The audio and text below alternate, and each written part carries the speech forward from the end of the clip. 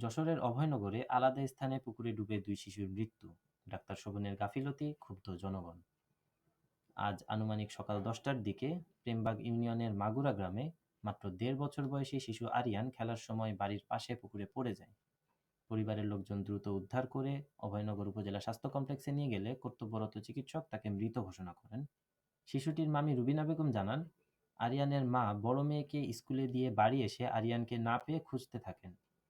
পরে স্থানীয়রা বাড়ির পাশের পুকুরে শিশুটির পা ভাসমান অবস্থায় দেখতে পেয়ে দ্রুত পুকুর থেকে শিশুটিকে উদ্ধার করে অভয়নগর উপজেলা স্বাস্থ্য কমপ্লেক্সে নিয়ে আসলে কর্তব্যরত চিকিৎসক শিশুটিকে মৃত বলে ঘোষণা করেন।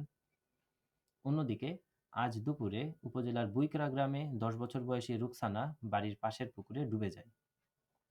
স্থানীয়রা দ্রুত উদ্ধার করে হাসপাতালে নিয়ে গেলে চিকিৎসক মৃত ঘোষণা করেন।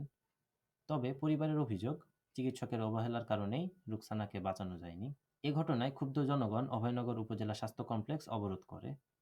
পরে উপজেলা নির্বাহী কর্মকর্তা ও পুলিশ এসে পরিস্থিতি নিয়ন্ত্রণে আনে।